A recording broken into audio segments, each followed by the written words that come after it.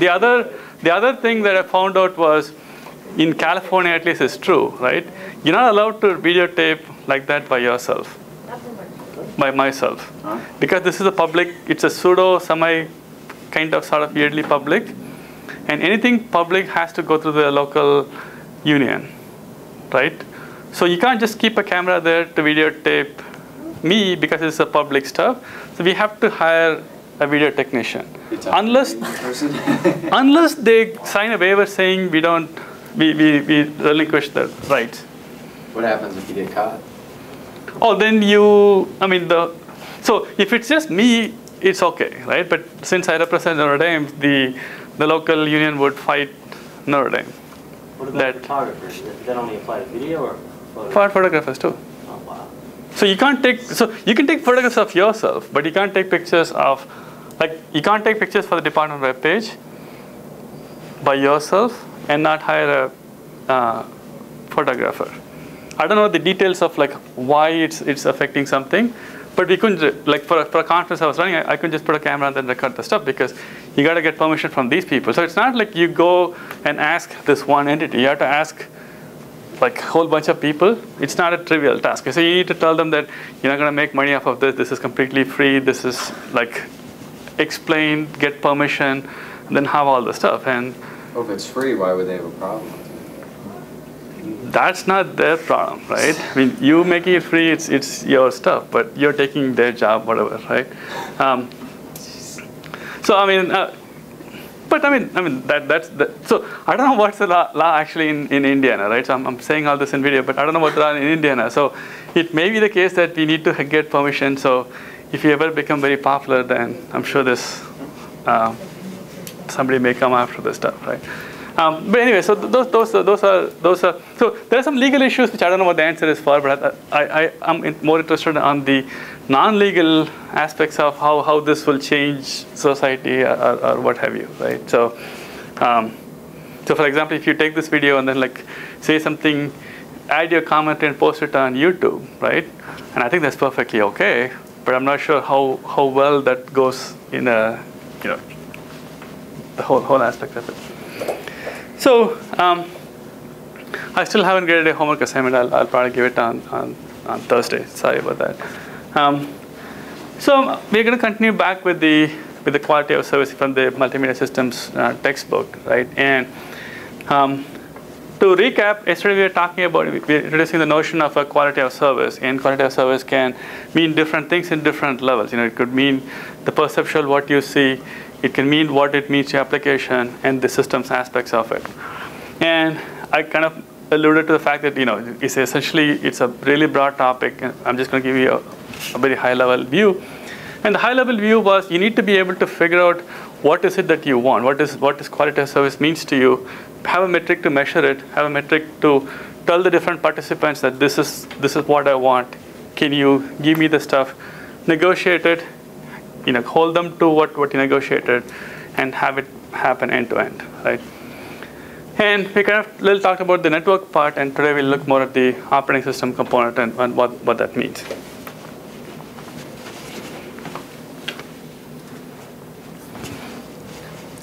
And this particular topic kind of bothered me because I like to think of myself in operating systems and multimedia operating systems. I was trying to look for good examples of research multimedia operating systems within the last 6 or 10 years, right? And I couldn't find any. So it sort of goes into the notion. So I wanted to bring that up with the multimedia community to see what's going on. Maybe the multimedia operating system is something that we should tell our undergrads or grads not to touch because it's no longer a research thing.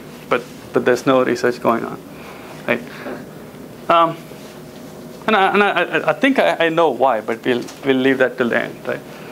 So the idea here again is the same thing. You're doing end-to-end quality of service, which means that from your application to the server and back, you want to do quality of service.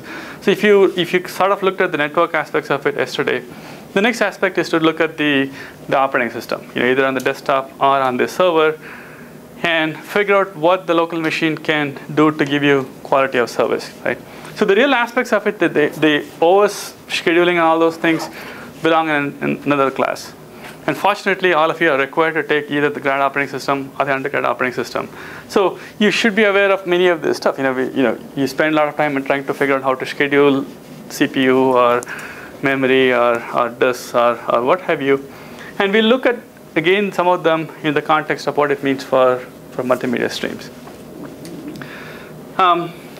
So one approach you can take is, the operating system basically says the multimedia is up to you. OS should not bother. You develop your applications without it knowing about it, right?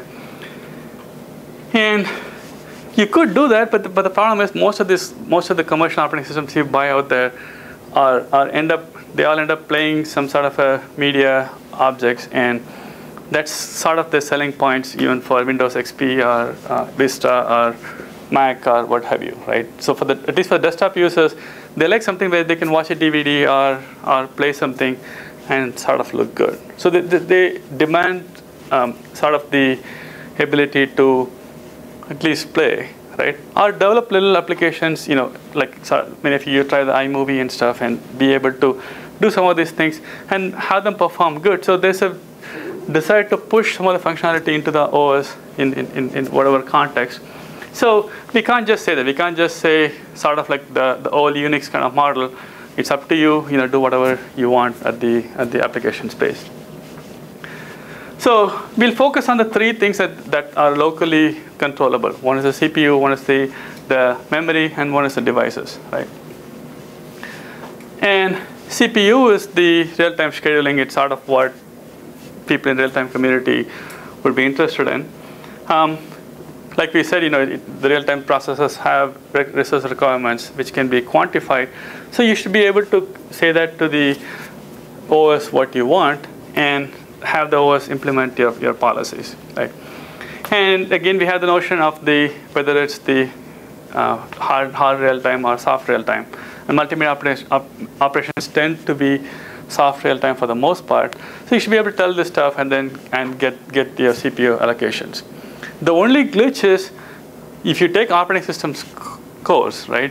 The idea is to make it fair, whatever your definition of fair is. So you want the resource constraints to be fair across the different processors on the machine, different users, or what have you.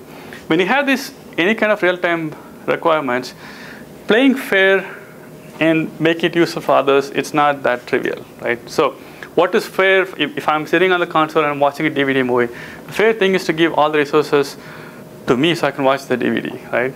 At least for me, that's the fair stuff. But for everybody else who's logged in remotely, that would be unfair because you're not getting any of the stuff, right? So you need to kind of balance the stuff. So from the OS perspective, you don't usually talk about this balancing aspects, but from a multimedia perspective, you're going to have to give these things higher priority, higher whatever, so they can finish.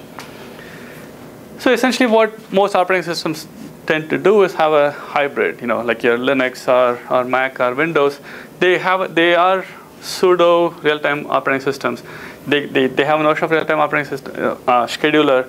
You can run your process in the real-time category, and those processes don't play fair with the rest of the best effort processes, right? And for the most part, it's okay. For the real-time process alone, they don't give you hard real-time guarantees, but it sort of tends to work out, right? And I think that's one of the reasons why we don't see too much research, and we'll get back to that a little later, right?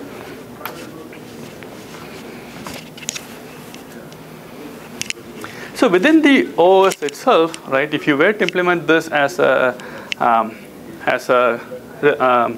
quality of service-based scheme, the applications ought to be able to tell the OS what kind of reservation they want. They would need some kind of a guarantees. So they may have to make some kind of reservation for, let's say, for CPU, right? And it has to be a little bit more complicated than the amount of CPU I can get within an hour, right? So we still have the same kind of frames and all those things. So you need CPU in a nice fashion, right? You don't want to say within an hour I want 5 seconds of CPU, right? And all of them clumped together. I want them in a nicely jitter-free fashion, if you can call that. So you need to be able to define that. You need to be able to say, I want CPU where the CPU I need to be scheduled something every 10 milliseconds. It has to last for this much time. So I need to be able to specify not just how much CPU I get, right? So if you do that, then you still have to have a notion of schedulability. So you have to say this to the OS. OS has to come back and say, you can't run your application, right? You can have the reservation for immediate or for advanced use. Essentially, since you're going to play something for, like, say, let's say, an hour, you're going to watch a DVD movie for an hour, you may have to make a reservation for the entire hour, which means that from now on, for the entire hour, other applications cannot come in and grab resources. And the other stuff we kind of mentioned. You need to be able to reserve this. You need to be able to enforce this. You need to be able to police this. Make sure that everybody is getting all the contents. And you also need a mechanism to do upcall, like for the OS to inform you that it's not able to meet the deadlines, right? And it's essentially useful when you're doing a soft real time, so you can do something about it. The doing something about it falls more into the notion of adaptive processes, right? So specifying and doing all these things may be hard on a desktop operating system. So the things you try is to make it adaptive, right? You try to see how much CPU you're getting and try to do your coding based on how much your CPU resources you're getting, how much whatever resources.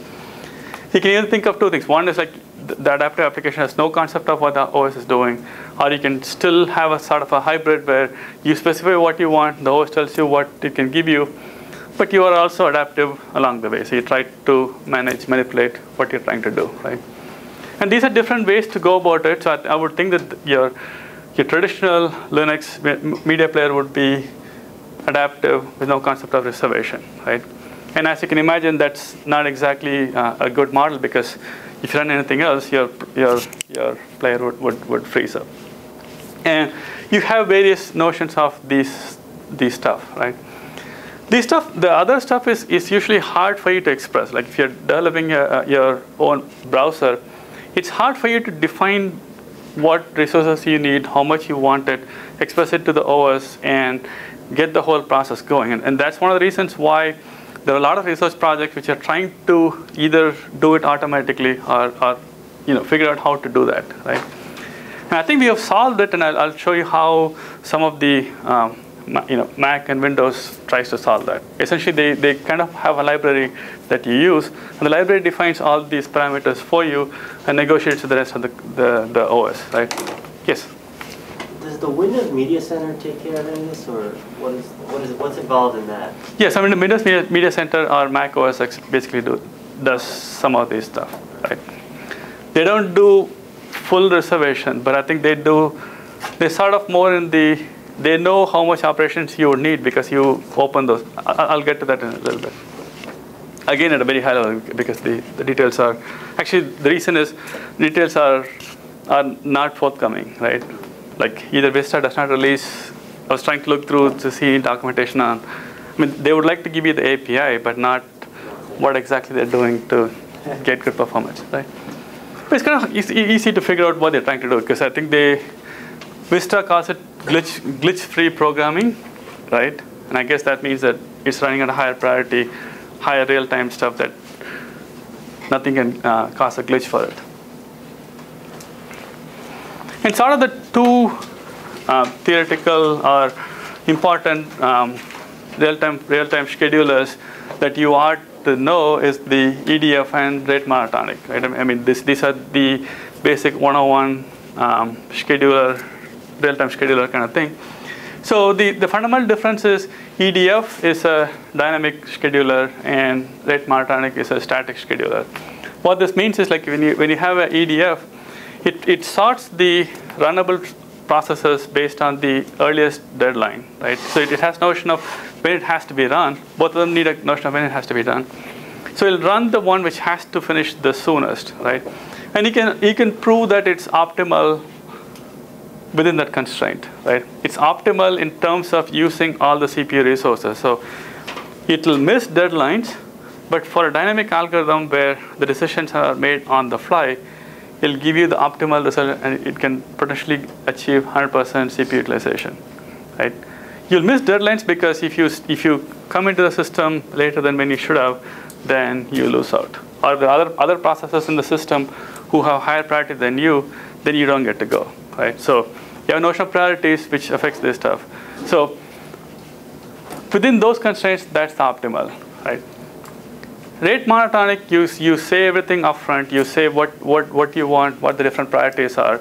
You figure out what the schedule is. The schedule never change. The schedule doesn't change on the fly, right? So you don't miss any schedules because you upfront you know what has to run, right? The key here is you need to know what you really want, and you can't change it on the fly, right? So if you say every second I want 10 milliseconds of CPU, the system can give you 10 milliseconds of CPU, right? It's good if you only wanted 2 milliseconds, but if you wanted 12, there's no guarantee that you will get that, right? Because it's static, nothing is done afterwards. So if there is some CPU left over, you may get it, but you're not allowed to change it on the fly. So each one of them, have some good properties. Mostly they're optimal, but there are some bad properties in terms of what you do for multimedia, right? One of the important things to notice is when you play with these priority-based schemes, you have to make everything that you're using part of this priority, right? So if you're a browser and it's running at a higher priority, and it's getting some disk I/O, it's getting some network I/O, it's getting some memory buffers, it's getting some whatever in the system, right? They all have to be in the same priority or same pseudo priority, or else these systems don't work, right? So if I want the highest priority in the system, but if the network system is not at the same priority as me, or a proxy is not at the same priority as me, right? Then I'll basically stop because I get to go, but I don't get the data enough, right? So if I don't do that, the other problem with the priority-based schemes are if you don't have the priorities right, then I may be booted off too often, right? So if for example, if you use the earliest EDF scheduler, right? So anything which comes to the higher priority than me would kick me out, right? Or anything which comes to at the same priority but the earlier deadline would kick me out. And since I don't know upfront what kind of system would be running when this whole system is working, right, which is more similar to what you would do on a desktop, right? So I may be getting booted out a lot. I may be getting lots of interrupts, which may actually kill my QoS more than you would want, right? So if I only get time to work on half my frame, I may not be able to show any frame at all. So even though I only get half the CPU that I asked for, the screen may just be blank because I don't have time to do anything at all, right? So, and those are kind of hard to explain in these systems because I can't say I need at least this much, right? Even though I may have lower priority than somebody else, you have to give me at least this much resources so I can give you some quality video, rather than nothing at all. And so that's where all the other research projects. I think I'm going to lay out some of the names, and your book goes through some of the examples, right? And there are a whole bunch of projects, and essentially they're variations of EDF or rate monotonic, and they're trying to fix these things by using different schemes. So you're trying to make it look good, do a good job for multimedia. It won't be optimal, but these are more practical, right? And the key thing for you to notice is I think the latest one was SMART. I think that was in 2001, I think, in terms of when they were published and stuff, right? Many of them are published in late 90s or earlier, right? And we are in mid-2006, so it's been a while when nothing has been done, right? It's exactly not true, but most modern operating systems do have real-time scheduling built into them. So they may use a variant of one of these things inside them. We just don't know the exact specifics.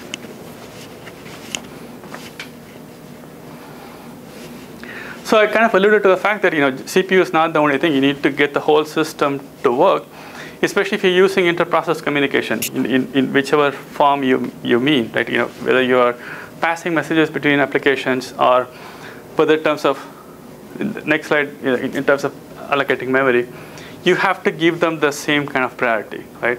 Your Mac OS X uses Mach operating system, which is a microkernel essentially where messages are passed around the system a lot, right? So the idea is to have, I'm sure you talked about it in the OS class, Essentially, you have a small kernel which is good at doing something, and everything else is pushed up to the user space, and they communicate with each other to get some work done, right?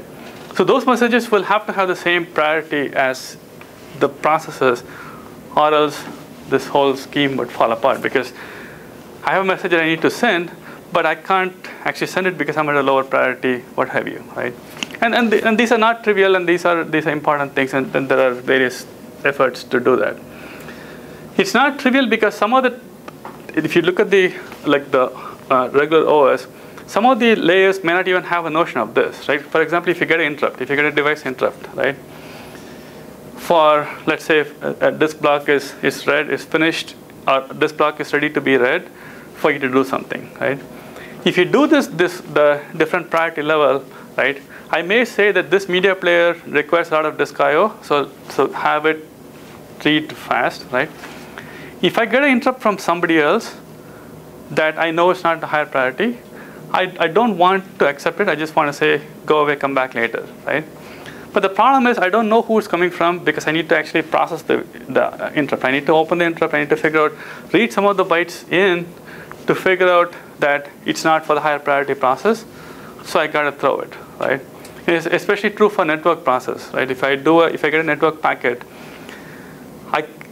I may not want it, but I have to do something to know that I don't want it. I need to read it, get it up the kernel stack to some level, and then open it, read it, and then find that this is not something I wanted. I need to throw it out, and by that time you're done a lot of the work, right? So moving this into the stack is not that trivial. It's not just figuring out associating priorities to different packets, because by the time you can associate, it's already probably too late. And then there is some work in trying to solve these solve the notion of inter-process communication stuff. The other thing you want to worry about is memory, because that's the four of the things that operating systems manage. One is the CPU, another one is inter-process communication, other one is memory, the other one is the disk system, which we'll look at in a separate lecture. So here the idea is you want to have the media applications have enough buffers so they can make progress, right? If you're running on a virtual machine-based system, if you keep stealing all the packets from these process, essentially every time the process starts to run, you'll have to do a page fault and get these stuff. So it needs to be able to, pin down some of the pages in memory so they won't be swapped out. And again, you need to worry about how would you do this fairly when you have other applications, right? So if you only have 128 megabytes of memory, how do you make sure that this video application, which needs 96 meg, would get that and still be able to do something else, right? How do you make sure that these are pinned down? That's one thing you need to worry about. The other thing you need to worry about is memory copy operations are very slow, and you try to optimize around those. In general, multimedia operations tend to move lots of data. So any inefficiencies you notice there would affect you. So so many of the techniques that you developed or you learned in OS for avoiding copies directly are applicable to multimedia objects, because you're moving lots of data from the disk or what have you. And some of the mechanisms that you may or may not have looked into in the OS class, depending on the level, are ways to avoid these copies, right? So the simplest way to do that is you read it from the device driver into the kernel, you read it from the kernel to the user space, and so on. One way to do that is to deal with is using pointers, right? So rather than copying this stuff, using pointers. So your system should be aware of dealing with stuff in pointers. So when I read a chunk of data, it may not actually be where I thought it would be, right? So if I say, read me a buffer, it may be an address that is more suited for the system rather than into a variable that I want, right? So be able to deal with those, or be able to do scatter gather, right? Which I think in the OS I mentioned maybe a word of it. But the idea here is if you're doing a DMA or something, right? Rather than saying, I want you to send this big file or this big memory out to disk, being able to say this object is part here, part there, part here, part here. The header is here, the contents is here, the trailer is here. Collect everything and send it off, right? But wait till the last moment. So you essentially have all these things floating all over the place, right? And these are not techniques that are designed these are techniques that you have studied in the OS class, but the motivation for those usually come from multimedia, right? So I'm kind of on the to me, most of at least the desktop operating systems, any development you see is basically because of multimedia, right?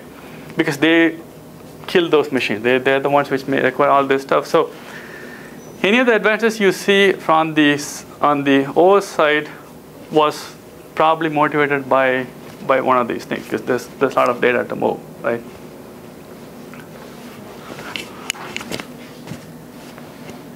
I actually think that if there's no multimedia, we'll still be with Windows 2000 or whatever, right? Because Windows 2000 can do most of the stuff that we would want. But we want Aqua and all those cool things because they're good to look at, right? And they expose us to read some of this stuff, right? In terms of buffer management, the issue here is how do you manage the buffer? If you're giving it on demand to different applications, some of these media applications may suffer because they want lots of buffers, right? They don't want to give up the buffer because they know that they're going to get an next frame in some time. So they have to be given some buffers. You can't just take the buffer away from them because then they'll perform poorly, right? So if you're doing HD level video, and you only have memory up to say half of the frames, then you're constantly thrashing because you know as application that you need 1920 by 1080 worth of buffers. But if you can't hold on to it, and if you're essentially asking on the fly, then you're going to suffer performance-wise, right? So being able to reserve buffers, being able to pin them down, and all those things apply through the multimedia streams, right? The question is, all these are trivial. The harder part is, how do you as application express them to the operating system, and how does the operating system figure out whether you can be trusted, right? If I export this to a regular user, I can't see why anybody would write a program which says, I'm going to play nice, I'm going to give away all my memory, right? You would want to use some of these facilities to say, any memory that I get, I want to hold on to it because my application will run faster, right? And that's the harder part than being able to implement this within the kernel, right? Being within the kernel, you can say the mechanism to implement this is trivial, but the policy of who should get them, who should be able to specify them, are the hardest part. Harder. Right? So I'm going to kind of jump into what your Mac does. I was able to get a cool video out of only one thing, right? This is the only video that they had which actually looked cool. I think somebody mentioned there's no graphics in a while, right? So essentially, this is your operating system, right? This is your kernel, Mark kernel running. But from a user perspective, these are all the stuff that you see. That there's your user experience, the Aqua interface with the buttons and all those things, and then the application development framework. Mac goes to the Cocoa or Carbon or Java based, right? And Windows has a similar notions of COM, DCOM, or whatever, which stays up here. And then you have the notion of the graphics or media library, right? And for Mac, the QuickTime library is pretty powerful and useful. There's also the core audio, image, video, and I think for the next version they also have the core animation, right? So essentially these all form a layer. So and they interact with the kernel, right?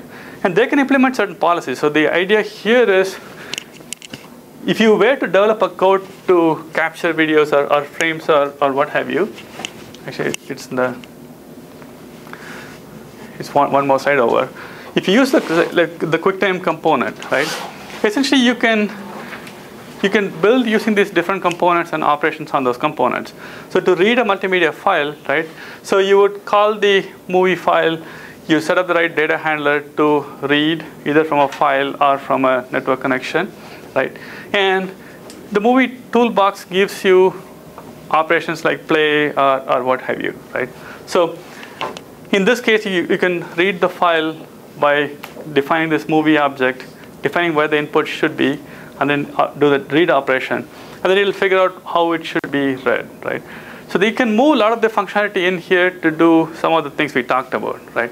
So since the QuickTime movie object knows that you're reading a movie object, it can schedule the reads a certain way. It can reserve buffers and what have you in a sort of more privileged fashion. So you can implement many of the policies we talked about inside the kernel, right? It's not kernel, but it's something inside the pseudo OS that when you use this stuff, you can actually get a lot more of these things. And this is how you would do how you would view this movie, right? So it'll call the appropriate decompressor component depending on how it was compressed. So you say open this movie and then play, and it figures out what are the decompressor it has to do, what are the transitions it has to do, and then play for it, right? So if any of you want to develop any kind of code for your course project or something doing video, right? I suggest you look into the QuickTime, the programming component, because it's very easy. Right? For example, if you're reading from FireWire, you don't have to worry about the FireWire issues of how to read and all those things. You can say, I want to grab a frame, and QuickTime takes care of a whole bunch of stuff, right? But by the same token, it can actually do a whole bunch of other stuff. So essentially, on a Mac, unless you go off and write your own decoder and don't use this framework, right? All the systems essentially use only one decompressor, one compressor, and so on. It's sort of the thing. So if you go to the Finder and you see this little movie and you play it, that's using the same component as if you're doing QuickTime Movie Player, or if you're going embedded somewhere. Right? They're all the same. And part of being the same, other than like reducing the amount of code, is to be able to make all these reservations and all those things possible if they so choose, right? I couldn't find too much information of whether they actually do and how they actually do it, but they could if they wanted, right? And you wouldn't be any wiser. It'll just look good to you. So I'm going back to the previous slide. So essentially, the QuickTime extension is the for the Mac OS X is the component which is used for. So it has a set of components and tool sets, right? So components are, you can think of them as different kinds of objects, and tools are operations you can do on them. This is the component I saw from the Apple website. So for example, for each of the, like for the movies, you can say either play them or stream them or what have you, and that's what essentially Mac gives you, right? That's the reason why it's different from, say, running on top of Mach, because you have these application libraries which abstract a whole bunch of stuff, right? So there's the software engineering component which makes it easy for you to code. The other component that we are interested in is, since it's being done by Apple inside the kernel, they can do many of these operations, many of the real-time systems, without even you knowing about it. And that, I think, is potentially the most important aspect. And it's not just, obviously it's not just Mac, and the Windows does the same, except I couldn't find too much information about it at all on the Microsoft site. I was trying to see if they have some pretty graphics or whatever, but they hid it pretty well, and that's how one reviewer somewhere. I don't know much about Windows programming to begin with, so probably if you search for it, you may be able to find it. But they were talking about some of the differences that you'll see in Vista, right? One of the things they talk about is the glitch-free playback. I'm guessing glitch-free playback means that somehow it does it moves you into a different category, right?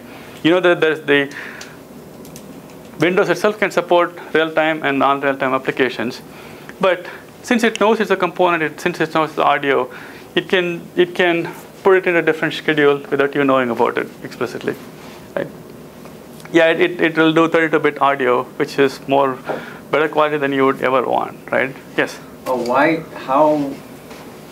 what would cause the audio track to be faster or slower than the video track? Audio, oh. You know what I mean? In general, right? Yeah. If you treat them separately, if you treat them as separate entities, right? So, for example, if you, so the question was, why would they go out of sync, right? So suppose you have a video, let's say this is the camera, and suppose this is the microphone, right? In this model, right?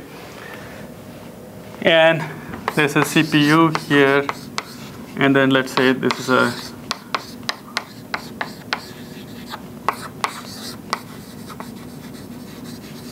browser and enabler capture here, right?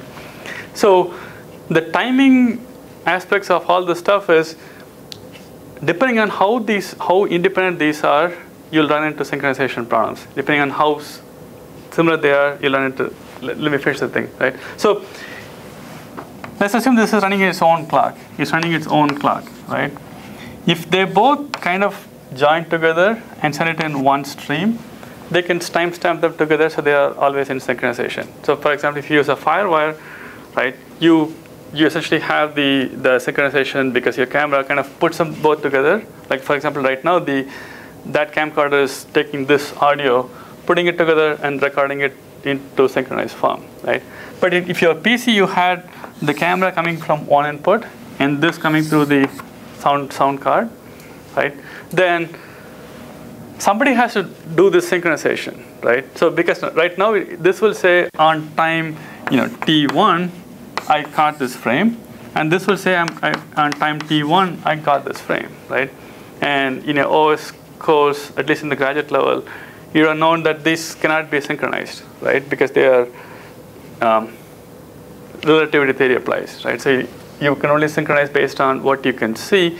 So you can't really trust these times. You can't really synchronize them.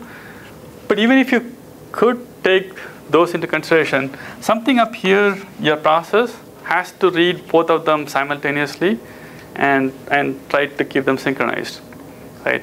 If you have two different processes, then it's reading a sound card at a certain rate, getting some packets with a timestamp, then it's getting a video from a different thing, and it has to time synchronize them, right? I think you cannot really time synchronize, but you can make it look good, but you have to make it look good forever. So every frame you get, you have to get this one, you have to get this one. So if you're building a real-time system here as two different processes, they both have to be exactly rightly prioritized, where they get this frame, they get the other frame, mix them, send it off. And real machines, real workstations are horrible at this because you're not building a hard real-time system. So if you miss something, if you miss your time slot, then if you miss one video frame, right, then essentially your audio would be ahead of the video or so on, right? Does that? Well, yeah, but I also was wondering how that happens with videos that are already recorded with the video and the sound are synchronized, and then they compress them or something, and then so within the camera, it does a lot of the synchronization to begin with, right? So if you have a cheap camera, you may actually notice it within the camera itself, right? Or if you bought a camera within the last few, most of the commercial cameras that you can buy right now are pretty good, right? But if you bought a camera like a few years back, you actually would noticeably notice the difference, right? And so the camera itself may be bad, that it's not synchronizing properly, right? But if it did synchronize properly, then if it's going through a single path here, because it was synchronized at this part, then you shouldn't have too much trouble. Well, because I just noticed, like on YouTube, there's some videos where like the audio is a second or two behind. So YouTube is using Flash, right, for playback. So I'm not sure how Flash transmits this stuff. And at least I know for QuickTime sends audio and video on separate package, separate frames, right? So it's up to the receiver to put them back together to play them. Right. So yeah, in QuickTime, the video is sent on one channel and audio sent on another channel. And if you don't get the other channel, so the player can stop or continue to play the audio, right? And it should be able to do. I mean, you should be able to notice it obviously. But I think some of you mentioned that you notice it obviously, right? That in YouTube you can see usually the poorer quality videos, you can see them. But it shouldn't matter, right? Because it's poor quality. You mean on the source side or on the network side? Like the video is poor quality. Like it's not as high. It's low resolution. So if the source is if the source itself is out of synchronization, then YouTube would sincerely replay unsynchronized video, right? I can't imagine YouTube itself is. Does that make sense? So if you recorded on a camcorder which did not do the synchronization properly, that you are noticing some artifacts, YouTube would simply show whatever it was recorded. But I think the Flash, I don't think has that issue.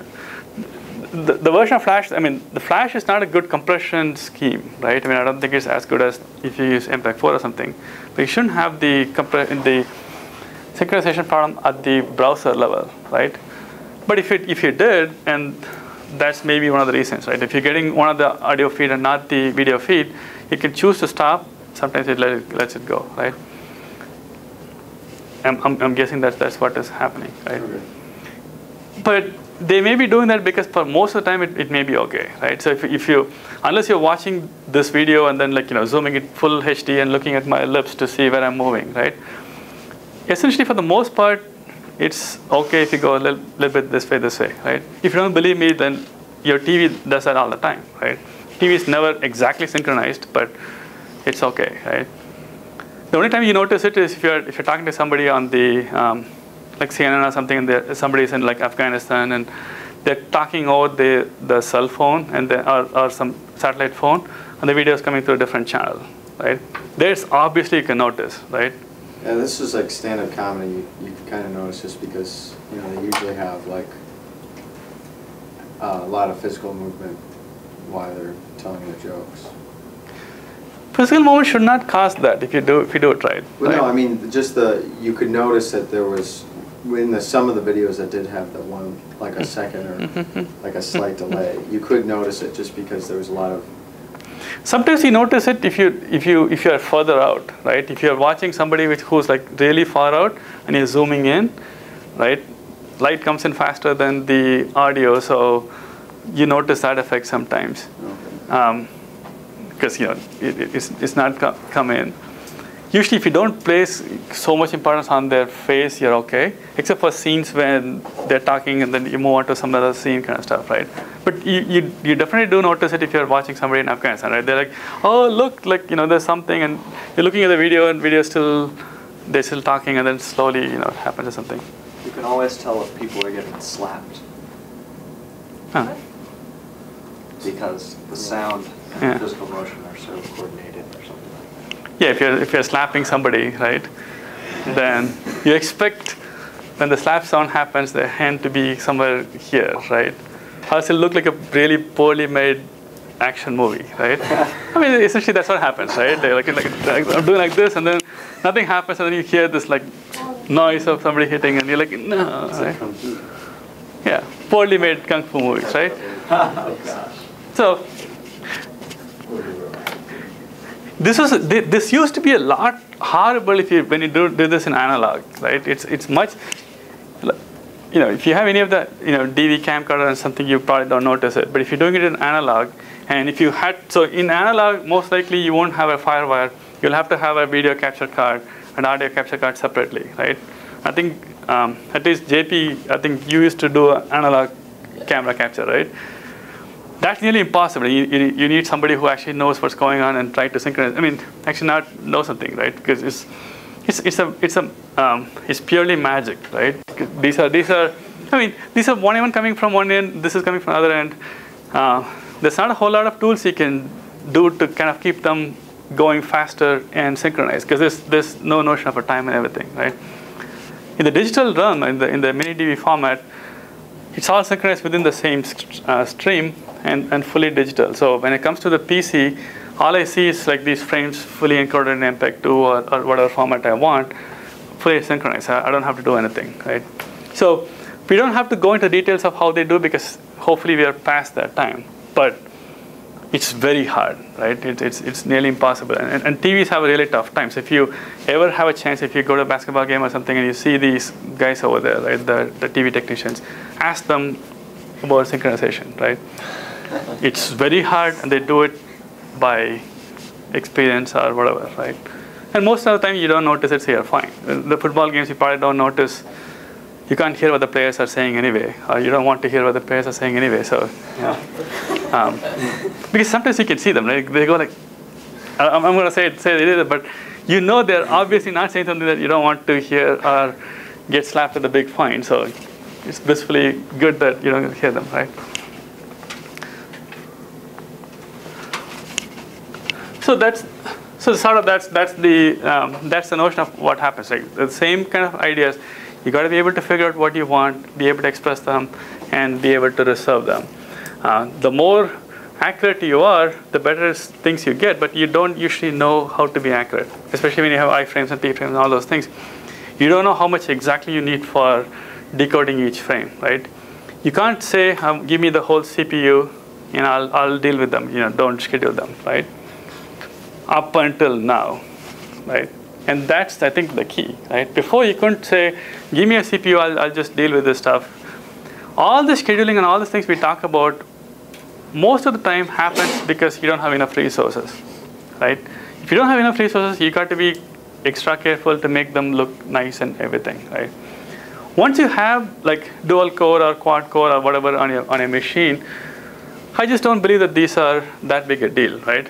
These don't make the problem go away. Just because you have 2 gigs of memory does not mean that you no longer have to worry about scheduling, you no longer have to worry about holding stuff. But it's a lot more palatable, right? If I say QuickTime player should get 256 meg of memory and no one else can take it away from it. On a 2 gig machine, you say, okay, fine, that's not a big deal, right? If you say I don't really know what the real-time stuff, so the real-time scheduling stuff, right? I have twice like 4 CPUs out there, then most likely you are going to find some CPU that's going to make you move on, right? And that's essentially what, at the end of the day, what your newer DVD players are doing, right? If you're playing DVD and something else comes in, right? Unless you change the priority of those, you're good for the most of the time, because there's another processor which can deal with that, right? If any of you have a laptop which can play DVDs, right? Try to do 2 DVD movies if you can, or one of those things, right? Your machine will crash, right? You could play with, especially in the Windows, you can set it to real-time priority for both of them, right? If you set both of them to real-time priority and run them, your machine will crash because it doesn't have any CPU to run anything else, right? If you don't set it to real-time scheduling and then run it as normal stuff, it'll be horrible, because sometimes you get one of these, sometimes you get another one of those on a single processor machine, right? But when you put 2 processors, you still have the same problem, but you notice it rarely. You put 4 processors on this stuff, you notice it even more rarely, right? Put a lot of memory, put lots of CPU, then most of the stuff goes away. I know real-time folks hate that when people say real-time systems is not equivalent to fast systems, right? You probably say that, right? Real-time systems is not equal to fast processing. Fast processors do not solve real-time issues, right? That's true, but having lots of processors, lots of stuff, makes it not have to worry about it so much, right? It's not probably true for you if you're trying to build a nuclear power plant. You still probably want to do all the right things to do. But for a DVD player, if it sort of works, and you can see the movie. How many of you watch DVDs on PCs and stuff? How many of you notice glitches? Like anytime when the player stops and stuff? How many of you said, this is awesome, I'm bad, I'm not going to do this, I'm going to just stop watching this stuff, right? Just close other programs. Exactly, right? Precisely, right? You close the programs, or you buy a dual core, right? If you have dual core, most of the time you're okay, right? Because your DVD still goes, and the other processors get on the other CPU, right? And you're fine, right? Yes. Yeah, one of my friends was installed Linux in his computer and started watching a movie on Linux. And apparently, unlike Windows that allocates more resources when Linux does not, apparently it had a top amount of 30% of resources allocated to watching the movie. So it'll drop every 3 or 4 frames, it'll drop a frame. It was the most frustrating movie he ever saw in his life. So part of the reason is the OS does not know about the application, right? The application cannot really change itself too much either, because this is reading off the DVD, right? So it has to read something off the DVD, do some decompression, and then play it, right? And the OS is not helping at all, because OS is saying, okay, I'll give you fairly whatever resources you want, and if it decides that you're not getting the DVD player, DVD disk, you can't do anything. So you're trying to adapt on the fly, trying to read more than you have to, trying to decompress all the stuff, and Linux suffer, right? And one of the reasons why the Windows and Macs don't suffer so much, because the DVD playing is not an application. It looks like an application to you. I mean, if you click on application to start, right? But any good application written for those machines, not the public domain FFmpeg or something. If you use the DVD player or DVD player with Windows and stuff, they ought to be doing some of this stuff. They ought to be reserving some things around for you. So even on a single processor machine, they will still be better, right?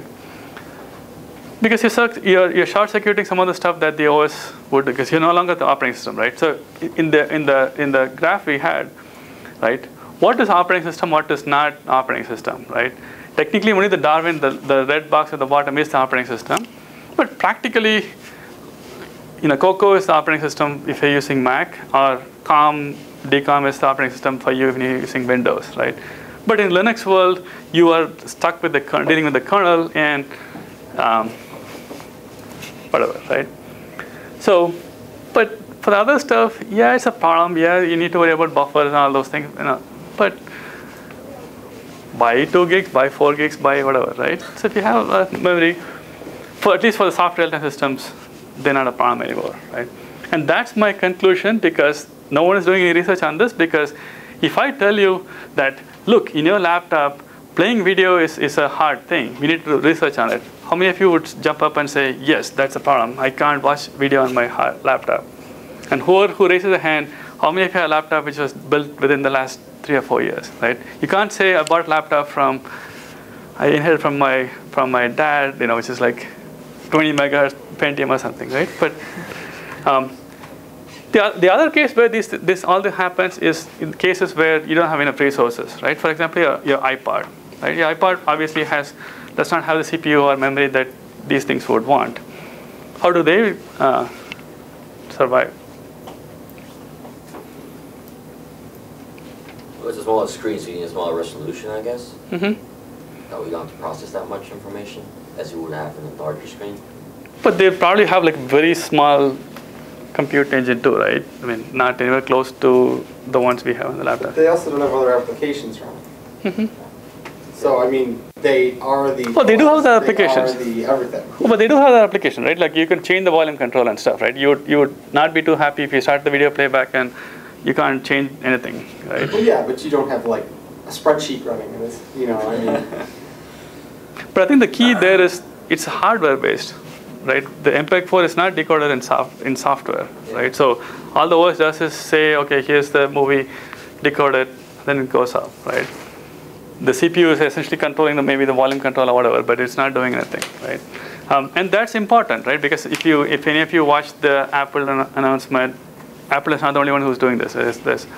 How many of you have like Slingbox or one of those things at home? Slingbox is this really nifty stuff. Unfortunately, it does not work in Mac, but essentially you can hook up to your TV, right? And it broadcasts the TV over internet. You can watch it anywhere on your PC. I think Sony has one of those things too. I think Home to Go or something, right? Location free. Sorry? Location free. Location free, okay. Yeah, Sony does that. What? It's expensive. It's $2,000? It was. It might have dropped down. Okay. It is $2,000. At least the Slingbox was like $200, $300, right? That's cheap. Yeah. But So those sort of things are encoding it, right? They're getting the TV off the air, they're encoding it, and then shipping it off, right? Or the Apple iTV is a decoder, right? The Apple iTV essentially looks like would connect to your iTunes. You buy the movies, right? And I think it'll probably ship the MPEG-4 after that unit and play it, right? Because it looks like it has HDMI input, so it should be able to play HD if it wants to at some point. Though they didn't say, what's the stuff, but looks like it could do that, right? And the reason why you don't worry about real-time systems on that one is, I think the decoder is in hardware, right? So it doesn't miss anything because it's designed to do multimedia, right? So the two spectrum, like there's one which is like the laptops which have enough juice that they can do whatever you want. And then there's the hardware is cheap enough that they can do whatever on the lower end, right? So it's kind of hard to find a niche where decoding and encoding is a problem that needs any kind of real-time aspects of it, right? And I actually think that you need to, they need to start putting a decoder on your laptops too, right? Because that will save a whole bunch of stuff because they're cheap, right? Put a DVD decoder, the MPEG-2 or MPEG-4 decoder on your laptop, and I think some of them actually do, right? I think Fujitsu, you can buy a laptop which can play DVDs without booting the machine at all, right? So it must be doing one of this stuff, right? I don't know why all of them don't do it because that seems like the right thing to do because your CPU will completely be off, right? So that's one of the reasons why I kind of jump through the whole the OS class in a thing. So if you look at the multimedia systems courses in 99 or something, right? There'll be this much on files and this much on OS and so on, right? But right now it's good to know that all these things exist, but you probably won't notice a problem in any of those, right? That's all I have for now. But do you have any questions, comments on? I can't wait to get hold of that iTV, right? Not that I want to watch TV, but it's streaming, right? It's streaming from your desktop or laptop using, we don't know what they say, 802, right? I bet it's not 802.11b, which is the 11 megabits per second, right? It may not be G either because G, the 54, it's not good enough. It could be N. Well, that's the rumor because that's when the standard is supposed to be finalized. But I won't have it on my laptop, right?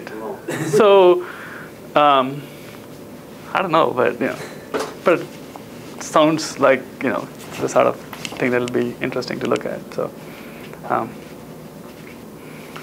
So I'll get the homework assignment graded next week, but. And no one told me about the hunger thing, and I never heard of it so far. Is that a new thing this year, or? It was just. What? Yeah.